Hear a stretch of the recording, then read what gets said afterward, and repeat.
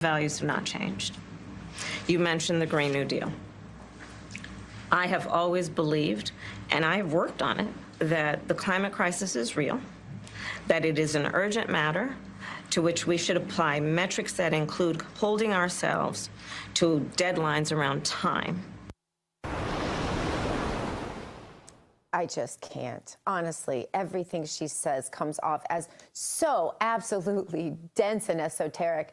Deadlines around time. Okay, those are the best kind of deadlines. They're usually around time. Anyway, for reaction, let's welcome in Tony Kinnett. Tony is an investigative columnist from the Daily Signal. Thanks for joining us today. Maybe you can help her find a deadline other than time, because I can't think of any deadlines that have any kind of deadline or metric other than time. But seriously, though, how could she say with a straight face her values haven't changed? It's just, I guess, her rhetoric that's changed, just her lies that have changed. Help us here. So I don't know what help I'm going to be able to provide. That's a little beyond the scope. I can't perform miracles. But in the meantime, I can point out that this was supposed to be where she was saying that it's okay and not at all concerning that she's flipped on 7 or 8 of her positions, mainly fracking and the electric vehicle mandate. But what was she talking about in her secondary excuse, if you can call it that?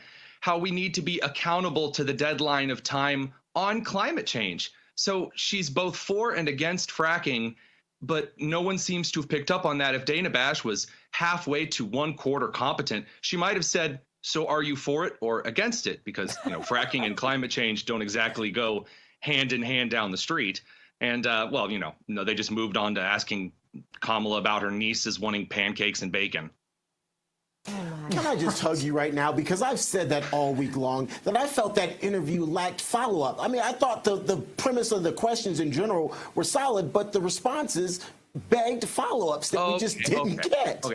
I got to push back. That was 18 whole minutes of interviewing. You want more than 18 minutes? You are asking far too much. Yeah, shame on me, right? Shame on me. What am I thinking? All right, so let's talk Hunter Biden then. He, of course, pleaded guilty to 9 charges yesterday and now faces up to 17 years in prison. That is, of course, if he's not pardoned by his father or Vice President Harris. That very well could happen. Were you surprised at all that he pleaded guilty, particularly the day that his trial was supposed to start?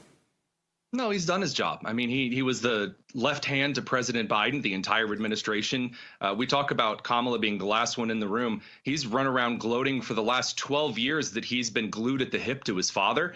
And now that Biden's out of the way and they've thrown him out to either his summer casket in California or his main casket in Delaware, it seems that Hunter's just kind of, all right, we're done with him. Thank God. Let's just go ahead and plead guilty. We'll just shuffle you along and try to keep him as really out of the media as much as possible. Unfortunately, the president's son being involved in major corruption, fraud, and numerous other schemes just isn't that palatable with the American voter. Yeah, for sure. Let's move on to Tim Walz, the VP candidate. You wonder if exactly. You wonder if Kamala Harris is having buyer's remorse or Shapiro envy, if you will. Governor Tim Walz, here we go again. Here's something in his background. He signed the National Popular Vote Interstate Compact. Basically, it would effectively remove the Electoral College, replace it with the popular vote. It had been in the Minnesota State House since like 2006, didn't have enough support, of course, before last year when he signed it.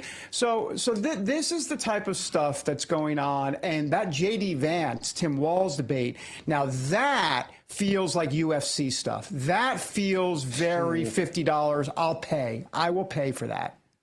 So we're actually covering the debate live coming up on Tuesday. But for the vice presidential debate, I am going to do everything in my power to make sure that I have a ringside seat to that SmackDown. It's going to be fantastic. But as a Midwesterner, I'm a Hoosier from Indiana. I really hate how Walz is being portrayed as this super Midwestern leader when, like you said, this National Vote Compact would effectively erase the entire Midwest from the campaign trail. No one would ever care about any of our policy concerns again. Vance is from the Midwest, but he doesn't make that his personality. He just acts in the interest of those that are in my audience, of those that are my family, my friends. And that's far more valuable than the sitcom dad who can choose his own donuts. Tony, with Trump on the rise, the Dems turned back to lawfare with sentencing in the sham Manhattan trial in less than 2 weeks, and Jack Smith refiling those charges even after SCOTUS granted partial immunity. How do you see the lawfare playing into the election? Well, I mean, I certainly will provide a nice number of campaign ads for Kamala Harris so she can walk next to the border wall that she called a human atrocity of significance and whatever else.